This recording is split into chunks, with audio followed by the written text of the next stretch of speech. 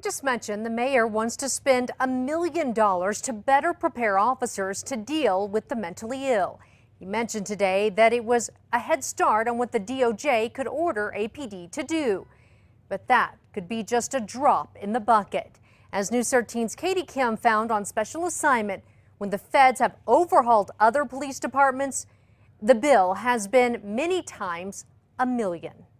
We will peel the onion to its core, and we will leave no stone unturned. November 2012. Then DOJ Division Head Thomas Perez described a sweeping investigation into the culture at APD.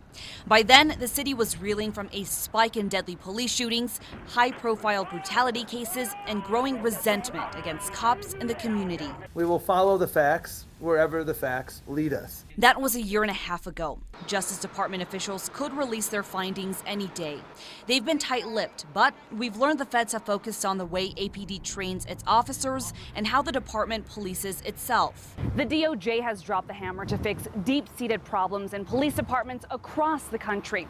If those force reforms are any indication, Albuquerque is in for some painful changes at the police department that will cost taxpayers millions of dollars. These reforms are expensive. Samuel Walker is a national police practices expert. He's looked at the DOJ's work in reforming police departments across the country. It's really a lot of unfinished business in terms of doing things that should have been done a long time ago.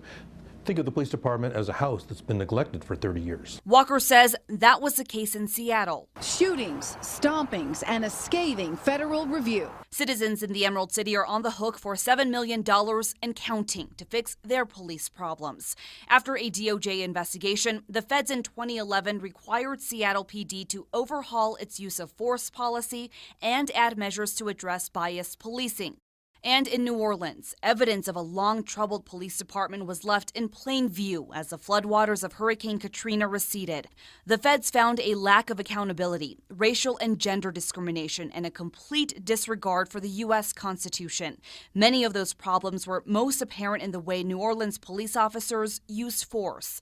To clean up the mess, the feds forced the NOPD to make more than 100 policy changes under the watchful eye of a federal monitor. This consent decree will allow us to move forward. But the cost to taxpayers?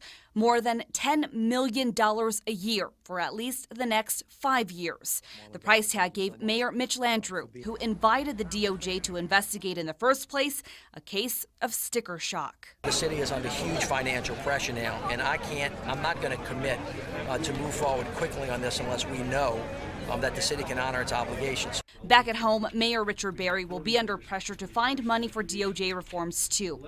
So far, he's proposing an extra $1 million to train officers in de-escalation techniques. Other city officials say he's going to need a lot more than that. It's also there as a starting point. So when the Department of Justice does come in with their recommendations, and we just don't know what those will be at this point, and we don't know how much those will cost, but we have a robust beginning to that process as well. Walker says the DOJ's reforms have been difficult and expensive, but effective. Cincinnati, Pittsburgh, Los Angeles, New Jersey State Police, Washington, D.C., those departments were better as a result of the experience. Families of the men killed by APD and citizens across the city hope Albuquerque gets added to that list. They've waited years for a better police department. On special assignment, Katie Kim, KRQE News 13. A lot of families have also demanded criminal charges for some Albuquerque cops. We know the FBI is looking at charging a handful of officers. Tomorrow night, an expert on police problems around the country tells us how history seems to be repeating itself with APD.